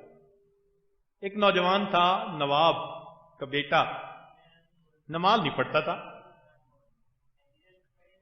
تو حضرت نے اسے کہا کہ بچے نماز پڑھا کرو۔ اس نے کہا جی نماز تو میں پڑھوں، مجھے وضو کرنا بڑا مشکل لگتا ہے۔ فرمایا اچھا بغیر وضو پڑھ لیا کرو۔ اب ہم جیسا کوئی بندہ یہ بات سنے تو کہے جی یہ کہاں سے شریعت آ گئی، مگر اس کو حکمت کہا جاتا ہے۔ اس نے وعدہ کر لیا کہ جی نماز کا وقت آئے گا میں مصلی پہ آ جاؤں گا۔ اللہ کی شان، پہلے دن مصلی پہ آیا، اپنے دل نے کہا کہ جب اتنا کر ہی لیا تو وضو کیوں نہ کروں۔ اللہ رب العزت نے اس کو باوضو نماز پڑھنے کی توفیق عطا فرمائی۔ یہ حکمت ہوتی ہے کہ کس کو دین کے کس طرح قریب کرنا ہے۔ فرمایا حکمت کے ساتھ چلو گے، پرائے بھی اپنے بن جائیں گے، دشمن بھی دوست بن جائیں گے۔ لیکن جب یہ انسان دعوت کا کام کرتا ہے تو پھر درمیان میں ایک وقت آتا ہے جس کو وقفہ تربیت کہتے ہیں۔ اس وقفہ تربیت میں اس دائی کو ذرا پیسا جاتا ہے کہ تم زبانی بولنے والے تھے، یا تمہارے دل سے یہ بات نکل رہی تھی؟ یہ تو نہیں نا کہ اوروں کو نصیحت اور خود میاں فضیحت۔ فرمایا نہیں، دوسروں کو بلا رہے ہو نا تو خود تمہیں ہم تولیں گے کہ تم کر کیا رہے ہو۔ چنانچہ مشکلات آتی ہیں، بہت ساری مشکلات انسان کو برداشت کرنی پڑتی ہیں۔ احسب الناس ان یترکوا ان یقولوا آمنا وهم لا یفتنون، فرمایا وَلَقَدْ فَتَنَّ الَّذِينَ مِنْ قَبْلِهِمْ فَلَيَعْلَمَنَّ اللَّهُ الَّذِينَ صَدَقُوا وَلَيَعْلَمَنَّ الْكَاذِبِينَ۔ آزمائیں گے ضرور، ہم دیکھیں گے کچا ہے یا پکا۔ پھر اس کے بعد فرمایا کہ اگر تم پکے رہو گے تو ایک تیسرا مرحلہ آئے گا جس کو کہتے ہیں اظہار نصرت، اللہ تعالی کی مدد۔ جب وہ مدد آ جاتی ہے تو مومن کا پلڑا ساری دنیا سے بھاری ہو جاتا ہے۔ یہ وہ وقت تھا جب نبی علیہ الصلوۃ والسلام مکہ مکرمہ میں فاتح بن کے داخل ہو رہے تھے اور فرما رہے تھے الحمدللہ وحدہ نصر عبدہ وہزم الاحزاب وحدہ۔ یہ نصرت ہوتی ہے۔ اس کے بعد پھر اذا جاء نصر اللہ والفتح ورأیت الناس یدخلون فی دین اللہ افواجا، فوج در فوج لوگ دین کے اندر داخل ہونے لگ جاتے ہیں۔ اور اس کے بعد چوتھا مرحلہ، اس کو کہتے ہیں فیصلہ قدرت۔ یہ قدرت کا فیصلہ ہوتا ہے، پھر اللہ تعالیٰ کفر کے فرقے اڑا کے رکھ دیتا ہے۔ فرمایا کہ ہم نے پھر دین کو مضبوط کر دیا، وَلَوْ كَرِهَ الْكَافِرُونَ وَلَوْ كَرِهَ الْمُشْرِكُونَ۔ کافروں کو، مشرکوں کو بھلے یہ بات اچھی نہ لگے، ہم نے تو دین کو جما دینا تھا۔ تو یہ 4 مرحلے ہر دور اور ہر زمانے میں رہے. حضرت موسیٰ علیہ السلام کے واقعے کو دیکھ لیجئے, یہی 4 مرحلے نظر آئیں گے. نبی علیہ الصلوۃ والسلام کے واقعے کو دیکھ لیجئے, پوری زندگی یہی 4 مرحلے نظر آئیں گے. اور جتنے اللہ کے دین کا کام کرنے والے دنیا میں آئے, ان کی انفرادی زندگی کو دیکھ لیں, یہی 4 مرحلے آپ کو نظر آئیں گے. لہذا اس دین کے کام میں پھر انسان کو قربانی بھی دینی پڑتی ہے. یہ تو نہیں نا کہ میٹھا میٹھا ہف ہف اور کڑوا کڑوا تھو تھو. بھائی قربانی دینی پڑے گی, مگر قربانی کا فائدہ ہوتا ہے. ذرا غور کریں کہ ایک آم کی گٹھلی زمین کے اندر ڈالی تو گٹھلی نے قربانی دی, اپنے آپ کو مٹا دیا, مگر نتیجہ کیا نکلا کہ اس گٹھلی سے ایک درخت بنا جس پر ہزاروں آم لگے. تو ایک گٹھلی کی قربانی پر اللہ نے ہزاروں آم دینے والا درخت عطا کر دیا. تو قربانی سو, ایک گندم کا دانہ زمین میں ڈالو, 700 دانے. کمثل حبۃ انبتت 7 سنابل فی کل سنبلۃ 100 حبۃ واللہ یضاعف لمن یشاء بغیر حساب. تو قربانی اگر ظاہری اور مادی ہو تو اس کا ریٹرن اتنا ملتا ہے, تو اگر روحانی قربانی ہوگی تو اس کا ریٹرن کتنا ہوگا. اس لیے دین کا کام کرنے والوں کے اوپر اللہ کی خاص رحمتیں ہوتی ہیں. لوگ نوکری کرتے ہیں نا, چھوٹی فیکٹری میں کریں گے تو تھوڑی تنخواہ, بڑی میں کریں گے تو زیادہ تنخواہ, ملٹی نیشنل کمپنی میں کریں گے تو اور زیادہ تنخواہ. بڑا خوش ہو کے بتاتے ہیں میں ملٹی نیشنل کمپنی میں کام کر رہا ہوں. کیوں؟ تنخواہ زیادہ. اور اللہ رب العزت کی جو نوکری کرتا ہے, جو اللہ تعالیٰ کی نوکری کرتا ہے, اس کو کتنی تنخواہ ملتی ہے؟ سبحان اللہ. اللہ تعالیٰ نے 2.5% پیسے غریبوں میں تقسیم کروانے تھے. اس کام کو کرنے کے لیے اللہ نے 97.5% امیروں کو تنخواہ دے دی. بھائی جو امیروں کے پاس پیسے ہیں وہ اپنے ہیں یا اللہ نے دیے؟ اللہ نے کیوں دیے؟ کہ اس میں سے 2.5% تم نے تقسیم کرنے ہیں, اور چونکہ تم ہمارا کام کر رہے ہو, مزدوری کر رہے ہو, تو باقی جو 97.5% ہے وہ ہم تمہیں پے کر دیتے ہیں. تمہارے ہو گئے, پاک ہو گئے. واہ میرے مولا, دنیا میں اتنی مزدوری دینے والا تو کوئی ہو نہیں سکتا. اللہ تعالیٰ تو اتنا کریم ہے. 2.5% تقسیم کروانے تھے. دنیا کیا کرتی کہ 97.5% تقسیم کرنے کے لیے 2.5% کہتے تم رکھ لو. نہیں, یہ مالک الملک ہے, تھوڑا سا تقسیم کرنے کی. حدیث پاک میں آتا ہے اللہ تعالیٰ نے تم میں سے کچھ بندوں کو رزق دیتا اس لیے ہے کہ وہ لوگوں تک پہنچائے. جب وہ پہنچانا بند کر دیتے ہیں, اللہ ان سے رزق لے کے کسی اور کو دے دیتا ہے.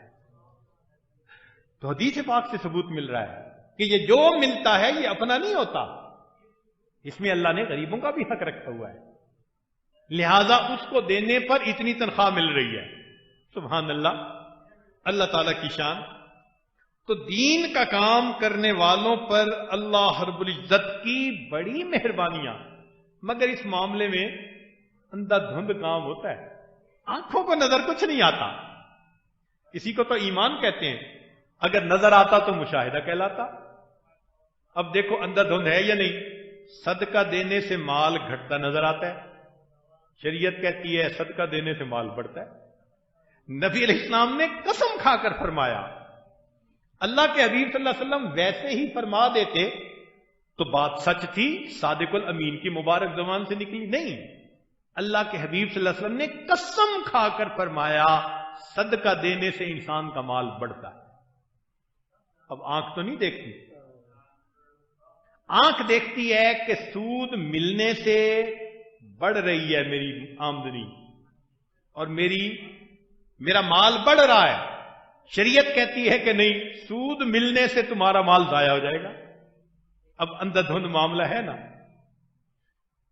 ظاہر نظر آتا ہے کہ تیمم کرنے سے جسم کے اوپر مٹی لگ رہی ہے, शरीयत कहती है तुम पाक हो रहे हो।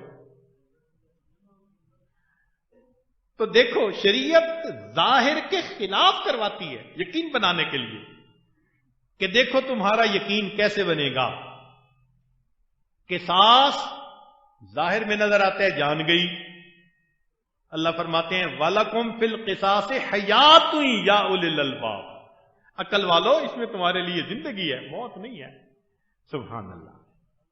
तो शरीयत की बातें मुशाहिदे के खिलाफ, इसी को तो ईमान कहा गया। यही तो मोमिन का ईमान होता है, वो आंख से नहीं देखता। अल्लाह का हुक्म मेरा पक्का यकीन, मैं नजर से नहीं देखूंगा, मैं नजर का पुजारी नहीं हूं, मैं हुक्म खुदा का मानने वाला। बस इसके ऊपर अगर इंसान पक्का हो जाए तो अल्लाह रब्बुल इज्जत की रहमत आती है। चुनाते फरमाया कि देखो, रिज्क के लिए तुम्हारे दिलों में ख्याल आते हैं ये बिजनेस करूं, ये बिजनेस करूं, मैं उससे कर्ज ले लूं, मैं उससे एडवांस ले लूं, मैं कंटेनर मंगा लूं, मेरा रिज्क बढ़ जाए। तो फरमाया कि देखो, हम तुम्हें रिज्क का एक आसान तरीका देते हैं। कौन सा तरीका? फरमाया वामुर अहलका बिस्सला, अपने घर वालों को नेकी का हुक्म कीजिए। वस्तबिर अलैहा ला नसअलुका रिज़्का नहनु नरज़ुकुक, हम रिज्क तुम्हें पहुंचाएंगे, तुम ये काम करने की बजाय ये काम करो। असल कि घर के सारे लोगों को नमाजी बनाओ, रिज्क के मिलने की गारंटी अल्लाह दे रहे हैं। चुनाचे घर के सारे लोग अगर सही नमाज पढ़ने वाले बन जाएं, उनको रिज्क मिलने की कसम मैं खाने को तैयार हूं। हम किधर भूले फिरते हैं जी, इसका पैसा दबा दिया, उसको धोखा दे दिया, ये मोमिन का काम होता है। शरीयत ने हमें आसान तरीका बताया। देखो, वामुर अहलका बिस्सला, तुम नमाजी बनाओ सबको, मेरे हुक्म को पूरा करो, मेरी इबादत सिखाओ। जब तुमने ये सिखा दिया, रिज्क कौन सा मसला है, मैं देने वाला हूं। ना नो नरजुक, हम देंगे रिज्क को। देखो, परिंदे खाली पेट अपने घर से सुबह निकलते हैं, शाम जब वापस लौटते हैं तो सबके पेट भरे हुए होते हैं। और इंसान का मसला अजीब, सुबह अपने घर से पेट भर के निकलता है, शाम आता है पेट खाली होता है। बीवी को फोन करता है, मैं इतने बजे पहुंच जाऊंगा, दस्तर लगा के रखना। वाह भाई वाह। और देखो, जानवरों को तो बड़ी ज्यादा खुराक की जरूरत है। हाथी कितना खाता होगा भाई, और हाथी फिर ज्यादा मुझे तो लगता है हिप्पो खाता है। जब देखा खाते ही देखा, उसको फारिग नहीं देखा। या पानी में या फिर बाहर है तो फिर खा रहा है। जब देखो, मुझे तो ऐसे लगता है कि पूरा का पूरा वो पेट होता है, अल्लाह ने उसको टांगे लगा दी है। देखने में भी ऐसे लगता है। तो देखो, इतनी खुराक उसकी अल्लाह उसको दे रहे हैं, और बंदे को खुराक 2 रोटी। इतना छोटा पेट बंदे का 2 रोटी से भर जाता है। इस 2 रोटी के लिए ये परेशान फिर रहा है। वो परवरदिगार जो टनों के हिसाब से अपनी मखलूक को रोजी दे रहा है, वो 2 रोटी हमें भी नहीं दे सकता। ये कौन सी बड़ी बात है। लिहाजा हमारा काम है दीन के ऊपर इस्तिकामत के साथ डट जाना। अल्लाह वो जात है, बंद पत्थर के अंदर कीड़े को रिज़्क पहुंचा देता है। बंद पत्थर के अंदर। हमारे एक अपने साथी थे, डॉक्टर थे, पत्थर लेके आए। 3 साल वो पत्थर उनके घर रहा, उनकी बीवी के हाथ से गिरकर टूटा। जब देखा तो उसके अंदर खला था, कीड़ा था, उस कीड़े ने चलना शुरू कर दिया। 3 साल उसके अंदर कीड़ा बंद रहा। अल्लाह ने उसको रिज़्क दिया वहां तक। तूने पत्थर में कीड़े को पाला, खुश्क मट्टी से सब्जा निकाला। सुभान अल्लाह। अल्लाह तो वो जात है। इसलिए हम दीन के काम को मकसद जिंदगी बनाएं, जरूरियात को पूरा अल्लाह रब्बुल इज्जत करवाएगा।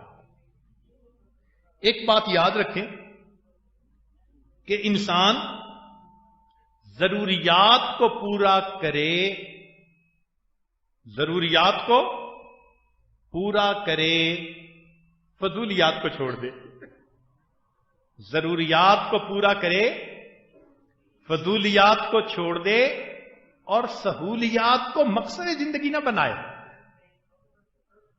یہ مقصد زندگی نہیں ہے کہ پر سہولت رہیں، نہیں، ضروریات کو پورا کریں۔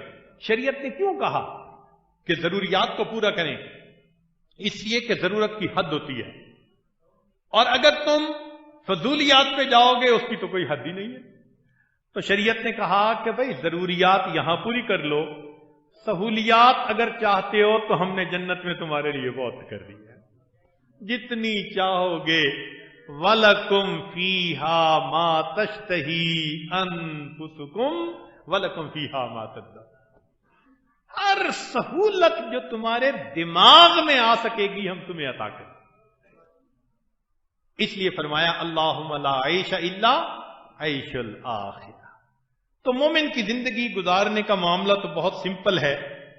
ہم اگر اپنے دلوں میں یہ ایمان مضبوط کر لیں تو اللہ کی مدد ساتھ ہوگی، اور جس پلڑے میں اللہ کی مدد آتی ہے وہ پلڑا پوری کائنات سے بھاری ہو جائے گا۔ اس لیے ایمان والوں کو امن کا وعدہ، عزت کا وعدہ، معیت الہی کا وعدہ، نصرت کا وعدہ، محبوبیت کا وعدہ، فضل کبیر کا وعدہ، اللہ نے ان کے ساتھ جنت کا وعدہ فرمایا۔ یہ سب وعدے ایمان کامل کے ساتھ اللہ تعالیٰ نے فرمائے کہ ہم تمہیں یہ سب نعمتیں عطا فرمائیں گے۔ اس کی ابتدا اپنے گھر سے کریں۔ ابتدا کہاں سے کریں؟ اپنی ذات سے اور اپنے گھر سے۔ کئی مرتبہ دین کے کام کرنے والے اپنے گھر کو نظر انداز کر دیتے ہیں، یہ بنیادی غلطی۔ ذرا غور کریں، نقطے کی بات ہے۔ لوط علیہ السلام کی بیوی ان کے مشن میں شریک نہ ہوئی تو قوم گمراہ ہو گئی۔ ایسا ہی ہوا نا؟ بیوی ساتھ شامل نہیں ہوئی تو نتیجہ کیا نکلا کہ قوم گمراہ ہو گئی۔ نوح علیہ السلام کی بیوی ان کے کام میں ساتھ شریک نہ ہوئی تو قوم کو کیا ہوا؟ اور نبی علیہ السلام کی بیویاں آپ کے اس مشن پر لبیک کہنے والی بنی، اللہ نے قوم کو ایمان عطا فرمایا۔ گھر کے اوپر منحصر ہے۔ اس لیے خلفاء حضرات جو دعوت کا کام کرتے ہیں اپنے گھر سے ابتدا کریں، اپنی ذات سے ابتدا کریں، یہ پہلا قدم ہے۔ یہ نہیں کہ باہر تو ہم شیخ بن کے رہیں اور گھر آ کر ہماری زندگی فسق و فجور والی، یہ دائی کا کام نہیں ہوتا۔ اس لیے یہ سٹارٹ پوائنٹ ذہن میں رکھنا ضروری۔ نقطے کی بات، دین عقل سے نہیں پھیلتا، دین عقل سے نہیں پھیلتا، نبی علیہ السلام کی نقل سے پھیلتا ہے۔ دین عقل سے نہیں پھیلتا، نبی علیہ السلام کی نقل سے پھیلتا ہے۔ اس لیے اس دین کے کام میں جہاں آپ کو کوئی مشکل آئے، کوئی گائیڈ کرنے والا نہ ہو، دین کو معیار بنائیں۔ اگر دین کے مطابق آپ قدم اٹھا رہے ہیں تو اللہ کی مدد آپ کے ساتھ ہے۔ آپ کسی ملک میں ہیں، کسی ماحول میں ہیں، آپ کے پاس ایک تھم رول آ گیا، کیا کہ دین اپنی عقل کے ذریعے سے پھیلانے کی کوشش کریں گے، نہیں پھیلے گا۔ دین عقل سے نہیں پھیلے گا، کس سے پھیلے گا؟ نبی علیہ السلام کی نقل سے پھیلے گا۔ اور اس دین کے راستے میں اگر مشکلات آ جائیں تو محاذ آرائی نہ کریں۔ ہم نے دیکھا ہے ذرا سی کوئی بات ہو گئی، جی فلاں نے یہ کیا تو کیا اینٹ کا جواب پتھر؟ نہیں، غلط۔ ہمارے اکابر کا یہ طریقہ نہیں ہے۔ قربانی دینی پڑتی ہے، قربانیاں دیں اور اپنے نفس کو اسلاف کی قربانی کی لوریاں سناتے رہیں۔ اس دین کے راستے میں قربانی دیں اور اپنے نفس کو اسلاف کی قربانیوں کی لوریاں سناتے رہیں۔ وہ ایک بزرگ تھے تو کسی نے ان کو بہت برے القاب لکھے، تو ان کے کسی مرید نے پڑھ لیے۔ اس نے کہا حضرت یہ بندہ ایسے لکھ رہا ہے؟ فرمایا صبر کر. دوسرا خط نکال کے دکھایا، لکھا ہوا تھا قدوۃ العارفین، عمدۃ السالکین، کیا کیا خطاب لکھے ہوئے تھے. میں اگر یہ تم پڑھ رہے ہو تو یہ بھی تو پڑھو نا، انہوں نے وہ لکھا ہے جو میں ہوں ہی نہیں. تو اس لیے کسی ایک کی مخالفت کرنے سے بفر نہیں جانا ہوتا. دین کا کام تحمل سے شریعت و سنت کی روشنی کے اندر کرنا ہوتا ہے. ہم اگر قدم اٹھاتے رہیں گے اس شریعت کی روشنی میں، اللہ تعالیٰ پشت پناہی کرتے رہیں گے اور اللہ تعالیٰ بالآخر کامیاب فرمائیں گے. ہمارے اکابر دین کی قربانیاں کتنی دیں. اس وقت کوئی واقعہ نہیں سنانا چاہتا، میں نے 3 واقعات لکھے تھے، بس انجام اس کا یوں کرتا ہوں کہ ہمارے اسلاف کی صحبت میں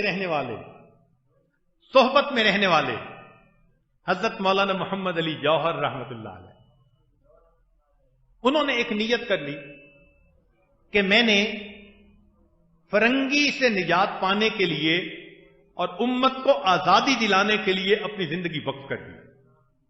کام شروع کیا تو ان کو دشمنوں نے دھمکی دی، ہم تمہیں پھانسی چڑھا دیں گے، قتل کر دیں گے. تو اس پر انہوں نے کچھ اشعار لکھے. فرماتے ہیں، تم یوں ہی سمجھنا کہ فنا میرے لیے ہے، تم یوں ہی سمجھنا کہ فنا میرے لیے ہے، پر غیب میں سامان بقا میرے لیے ہے. ہم تو سمجھتے ہو نا پھانسی چڑھا دیں گے، چڑھا دو، آگے میرے لیے کیا کیا نعمتیں. تم یوں ہی سمجھنا کہ فنا میرے لیے ہے، پر غیب میں سامان بقا میرے لیے ہے. یوں ابر سیاہ پر تو فدا ہیں سبھی میں کش. جب کالا بادل اٹھتا ہے نا تو جو بے ہوشی میں ہوتے ہیں نا پینے والے، وہ بڑے مست ہوتے ہیں. تو کہتے ہیں یوں ابر سیاہ پر تو فدا ہیں سبھی میں کش، مگر آج کی گھنگور گھٹا میرے لیے ہے. پیغام ملا تھا جو حسین ابن علی کو، خوش ہوں کہ وہ پیغام قضا میرے لیے ہے. کیا غم ہے جو ہو ساری خدائی بھی مخالف، کیا غم ہے جو ہو ساری خدائی بھی مخالف، کافی ہے اگر ایک خدا میرے لیے ہے. بتا دیا ایمان کسے کہتے ہیں. کیا غم ہے جو ہو ساری خدائی بھی مخالف، کافی ہے اگر ایک خدا میرے لیے ہے. اللہ کے رستے میں جو موت آئے مسیحا، اکثیر یہی ایک دوا میرے لیے ہے. توحید تو یہ ہے کہ خدا حشر میں کہہ دے یہ بندہ دو عالم سے خفا میرے لیے ہے. توحید تو یہ ہے کہ خدا حشر میں کہہ دے یہ بندہ دو عالم سے خفا میرے لیے. دل میں اگر ایسے مضبوط ایمان ہوگا تو یہ رکاوٹیں انسان کے لیے ترقی کا ذریعہ بنتی ہیں. یاد رکھنا، رکاوٹوں کے اندر اللہ نے ترقیات کو چھپایا ہوا ہوتا ہے. نقطے کی بات سمجھنے کی کوشش کریں. دین کے راستے میں جو بھی رکاوٹیں ہوتی ہیں، جس کسی کی بھی طرف سے ہوتی ہیں، ان رکاوٹوں کے اندر اللہ نے ہمارے لیے ترقیات کو چھپایا ہوا ہے. تندیے باد مخالف سے نہ گھبرا اے عقاب، یہ تو چلتی ہے تجھے اونچا اڑانے کے لیے. اس لیے انہوں نے نیت کر لی، مولانا محمد علی جوہر رحمۃ اللہ نے، کہ میں فرنگی کے دیش میں جاتا ہوں اور وہاں جا کر ان کے اخبارات میں اپنے نقطۂ نظر کو واضح کروں گا اور اپنی قوم کا منشا ان کو سمجھاؤں گا کہ ہم کیا چاہتے ہیں. چلے گئے، نیت کر لی کہ جب تک آزادی نہیں ملے گی میں واپس نہیں لوٹوں گا. اللہ کی شان، کئی سال لگ گئے. پیچھے بیٹی کا نام تھا فاطمہ،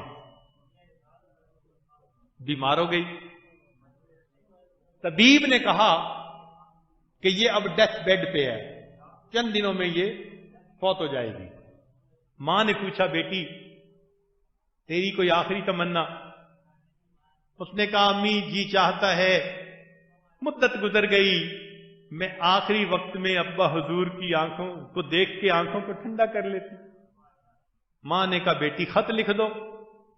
بیٹی نے خط لکھا کہ میں زندگی کے دن گن رہی ہوں، میری آخری تمنا ہے میں آپ کو دیکھوں اور پھر جدا ہو جاؤں۔ اب سوچئے، پردیس ہے، جوان العمر بیٹی کا خط ملتا ہے، دل پہ کیا گزرتی ہے؟ مگر ایک مقصد سامنے تھا۔ اسی خط کے بیک سائیڈ پر چند اشعار لکھ کے بیٹی کو بھیج دیے۔ ان میں سے 2 شعر یہ ہیں: میں تو مجبور سہی، اللہ تو مجبور نہیں، میں تو مجبور سہی، اللہ تو مجبور نہیں، تجھ سے میں دور سہی، وہ تو مگر دور نہیں، میں تو مجبور سہی، اللہ تو مجبور نہیں، تجھ سے میں دور سہی، وہ تو مگر دور نہیں، تیری صحت ہمیں منظور ہے لیکن اس کو نہیں منظور، تو پھر ہم کو بھی منظور نہیں۔ اس کو ایمان کہتے ہیں۔ اللہ رب العزت ہمیں ایمان کامل کے ساتھ دین کی خاطر پوری زندگی گزارنے کی توفیق عطا فرمائے۔ وآخر دعوانا ان الحمد للہ رب العالمین۔ تھوڑی دیر مراقبہ کر لیجئے، آنکھوں کو بند کر لیجئے، سر کو جھکا لیجئے، دنیا اور جو کچھ دنیا میں ہے ہٹ کٹ کے اللہ رب العزت کی یاد میں ڈوب جائیے۔ لا الہ الا اللہ محمد رسول اللہ۔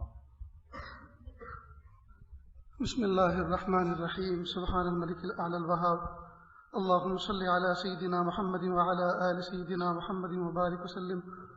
لا احصی ثناء علیک انت کما اثنیت علی نفسک، رب اغفر وارحم وانت خیر الراحمین، رب اغفر وارحم وانت خیر الراحمین۔ میرے مالک، ہم ظاہر میں آپ کے بندے، حقیقت میں نہایت گندے، اللہ ہمارے دلوں کی گندگی کو دور فرما، ہمیں اپنی بندگی کا سلیقہ عطا فرما، شرمندگی والے کاموں سے ہماری حفاظت فرما، برے دن سے، بری بات سے، بری رات سے، برے انجام سے ہماری حفاظت فرما، سوء خاتمہ سے ہماری حفاظت فرما۔ پیارے اللہ، آج کی اس مجلس کی برکت سے یا اللہ منشے دعوت سمجھا دیجئے، یا اللہ منشے دعوت کی حقیقت کو سمجھا دیجئے، دعوت کی حقیقت کو دل میں بٹھا دیجئے، یا اللہ دعوت کا کام کرنے کی توفیق عطا فرما دیجئے، یا اللہ دعوت کی حکمتیں سمجھا دیجئے، یا اللہ دعوت کے راستے کے اصول و ضوابط پر عمل کرنے کی توفیق عطا فرما دیجئے۔ یا اللہ جن صحابہ کرام کے نام مبارک لے کر بات کو سمجھانے کی کوشش کی گئی، رب کریم ان کی حقیقتیں ہمیں سمجھا دیجئے، یا اللہ ان کے اصولوں کے مطابق یا اللہ راہ میں چلنے کی توفیق عطا فرما دیجئے، اور اس راستے پر جب کبھی کوئی دشواری آئے تو انہی صحابہ کرام کی زندگیوں سے اسوہ قدوہ اور نمونہ لے کر ہمیں اس راہ میں یا اللہ ثابت قدم رہنے کی توفیق عطا فرما دیجئے۔ رب کریم دے دیجئے، رب کریم یہ توفیق دے دیجئے، رب کریم یہ توفیق دے دیجئے۔ رب کریم بہت زمانہ ہو چکا، یہ اللہ بھول ہو چکی، اللہ جی اب سمجھا دیجئے، اللہ جی اب سمجھا دیجئے، رحمت کا معاملہ فرما دیجئے۔ اور اس دعوت کے راستے کے اندر اگر پوری دنیا کفر ہم سے ناراض ہو جائے تو پیارے اللہ ہمیں کوئی پرواہ نہ ہو، بس آپ ہم سے راضی رہنے چاہیے۔ کہ اللہ ایسا جذبہ دے دیجئے، ایسا حوصلہ دے دیجئے، اللہ ایسا جذبہ دے دیجئے، ایسا حوصلہ دے دیجئے۔ پیارے اللہ حکمت سکھا دیجئے، حکمت سمجھا دیجئے، آپ کے بندوں کو آپ کی طرف لانے کی توفیق دے دیجئے۔ یا اللہ آپ کے بندوں کو آپ سے ملانے کا جو گر اور جو حسن تدبیر ہوا کرتی ہے اور جو حکمت ہوا کرتی ہے یا اللہ نہیں آتی، وہ سمجھا دیجئے، یا اللہ وہ عطا فرما دیجئے۔ پیارے اللہ دین کے راستے میں یا اللہ اپنی تن من دھن کی بازی لگانے کی توفیق عطا فرما دیجئے، تھک تھک کے دین کا کام کرنے اور تھک تھک کے دین کا کام کرنے اور کر کر کے تھکنے کی توفیق عطا فرمائیے۔ یا اللہ سونے کی لذت تو بہت لی، اب جاگنے کی لذت بھی عطا فرما دیجئے۔ ہنسنے کی لذت تو بہت لی پیارے اللہ، رونے اور گڑ گڑانے کی لذت بھی عطا فرما دیجئے پیارے اللہ۔ اس راستے کے وہ دائی اور وہ دعات جن کی سرد سرد آہیں اور گرم گرم آنسو اس امت کے لیے ہوا کرتی تھی، کہ اللہ ایک ایک کر کے دنیا سے رخصت ہو گئے پیارے اللہ۔ یہ دین قیامت تک کے لیے ہیں اور رب کریم آپ ہی کام لیتے ہیں اور اسباب کی دنیا میں آپ بندوں کو ذریعہ بناتے ہیں۔ یا اللہ ہم بھی تو آپ کے بندے ہیں، یا اللہ ہمیں قبول فرما لیجئے، ہمیں قبول فرما لیجئے یا اللہ۔ وہ صلاحیتوں سے ہمیں متصف فرما دیجئے جو ایک دائی کی صفات ہوا کرتی ہیں پیارے اللہ۔ رحمت کا معاملہ فرما، عافیت کا معاملہ فرما، برکتوں کا معاملہ فرما پیارے اللہ۔ جس طرح سے آپ نے ہمیں عقیدہ توحید دے کر ہماری پیشانیوں کو غیر اللہ کے سامنے جھکنے سے محفوظ فرما لیا، کہ اللہ رزق حلال کے ایسے آسان راستے کھول دیجئے کہ ہمارے ہاتھ بھی غیر اللہ کے سامنے پھیلنے سے محفوظ ہو جائیں پیارے اللہ۔ ہمارے ہاتھوں کو غیر اللہ کے سامنے پھیلنے سے محفوظ فرما لیجئے پیارے اللہ۔ اتنا بڑا مجمع ہاتھوں کا پیالہ بنا کر آپ کے سامنے آپ سے بھیک مانگ رہا ہے، یا اللہ خالی ہاتھ نہ لوٹائیے، اللہ جی دے دیجئے، اللہ جی دے دیجئے یا اللہ۔ اس در کا بھکاری کبھی خالی ہاتھ نہیں لوٹا کرتا پیارے اللہ، دے دیجئے یا اللہ۔ زمانہ ہو چکا یا اللہ، 6-7 دن ہو چکے ہیں آپ کے دربار پر، آپ کے دروازے پہ گدائی کرتے ہوئے میرے مالک۔ دنیا کا اصول ہے، دنیا کا دستور ہے، دنیا کی حکومتوں کا دستور ہے کہ بہت ساری بھیڑ مل کر اگر ناجائز مطالبات بھی کرنے لگتے ہیں تو ان کے ناجائز مطالبات بھی پورے ہو جاتے ہیں۔ رب کریم یہ حق کا مجمع، اہل حق کا مجمع، طالبین کا مجمع، سالکین کا مجمع رب کریم آپ کے دروازے پر بیٹھ کر پیارے اللہ آپ سے حق کا مطالبہ کرتا ہے۔ اللہ جی حق دکھائیے، حق سمجھائیے، حق پہ جمائیے اور حق پہ چلنے اور چلانے کی توفیق عطا فرمائیے اللہ۔ باطل دکھائیے، باطل سمجھائیے اللہ جی، عافیت کے ساتھ، ہمتوں کے ساتھ باطل سے بچنے کی توفیق عطا فرما دیجیے پیارے اللہ۔ باطل چاہے جس روپ کو اختیار کر کے آئے، چاہے وہ حق کے لباس میں آئے یا حق کی مشابہت اختیار کر کے آئے، یا اللہ ہمیں وہ قوت شامہ دے دیجیے کہ دور سے ہم محسوس کر لیں کہ یہ باطل ہیں اور حق کے لباس میں آ رہا ہے، اور یا اللہ اس سے بچنے کی تدبیر بھی عطا فرما دیجیے یا اللہ۔ اس کا دفاع کرنے اور پرزور دفاع کرنے کی ہمت و صلاحیت عطا فرما دیجیے پیارے اللہ۔ رحمت کا معاملہ فرما دیجیے یا اللہ۔ مدارس دینیہ، مکاتب قرآنیہ، مساجد اسلامیہ کی یا اللہ پوری پوری حفاظت فرما یا اللہ۔ وہ خانقاہیں جہاں آپ کے نیک بندے بیٹھ کر لوگوں کو اللہ اللہ سکھاتے ہیں، وہ مراکز تبلیغ یا اللہ جنہوں نے تن من دھن کی بازی لگا رکھی ہے، پوری دنیا میں چل پھر کر لوگوں کو اللہ اللہ سکھاتے ہیں، رب کریم مراکز تبلیغ کی حفاظت فرما یا اللہ۔ اقامت دین کے لیے جتنی کوششیں ہو رہی ہیں یا اللہ سب کو قبول فرما۔ ہمارے تینوں حرم پاک کی حفاظت فرما، تینوں حرم پاک کی حفاظت فرما پیارے اللہ۔ رحمت فرما دیجئے، رحمت فرما دیجئے، رحمت فرما دیجئے۔ مبارک دن، مبارک راتیں ہاتھوں سے نکلتی جا رہی ہیں یا اللہ۔ زندگی میں بار بار ہمیں رمضان مبارک کی راتوں میں طاعت و عبادت کرنے کی توفیق عطا فرما پیارے اللہ۔ ہمیں اپنے معاملات اور اپنے معاملات کو درست کرنے کی توفیق عطا فرما یا اللہ۔ ہمیں بہت مانگنے والا بنا یا اللہ، آپ کی طرف بہت زیادہ انابت کرنے والا بنا ارے اللہ۔ ہمیں عبد منیب بنا پیارے اللہ۔ ہمارا اجتباء فرما لیجئے یا اللہ، ہمارا انتخاب فرما لیجئے پیارے اللہ۔ پیشانی کے بال پکڑ کر ہمیں گناہوں سے بچا لیجئے، پیر کے ناخن سے لے کے سر کے بال تک پیارے اللہ۔ ہمارے نفس کے کھوٹ کو دور فرما دیجئے، روئے روئے سے گناہوں کے کھوٹ کو دور کر دیجئے کہ اللہ۔ ہماری کامل اصلاح فرما دیجئے، عافیت کے ساتھ فرما دیجئے اللہ جی۔ ناپے تولے جانے کے قابل نہیں ہیں ہم، آپ کے کمزور عاجز مسکین بندے ہیں یا اللہ۔ ہم تو دنیا والوں کے سامنے، دو بندوں کے سامنے کی رسوائی کو برداشت نہیں کر سکتے پیارے اللہ۔ قیامت کے دن کی رسوائیوں سے حفاظت فرما یا اللہ۔ ہم تو دنیا کے 2-4 کلو کا وزن سر پر نہیں اٹھا سکتے یا اللہ۔ معصیت کا بھاری بوجھ لیے پھر رہے ہیں اللہ جی، اس بوجھ کو ہلکا کر دیجئے، مغفرت فرما دیجئے یا اللہ۔ ہمارے گناہوں کو ہماری سیئات حسنات سے مبدل فرما دیجئے، جس طرح سے آپ نے ہمارے کالے بالوں کو سفیدی سے بدل دیا یا اللہ۔ ہمارے کالے اعمال، کالے کرتوتوں کو یا اللہ نیکیوں سے تبدیل فرما دیجئے اللہ جی۔ جو مانگا عطا فرما، جو مانگنے سے رہ گیا وہ بھی عطا فرما یا اللہ۔ مانگنا نہیں آتا، بن مانگے عطا فرما۔ وصلی اللہ تعالی علی خیر خلقہ محمد وآلہ واصحابہ اجمعین برحمتک یا ارحم الراحمین۔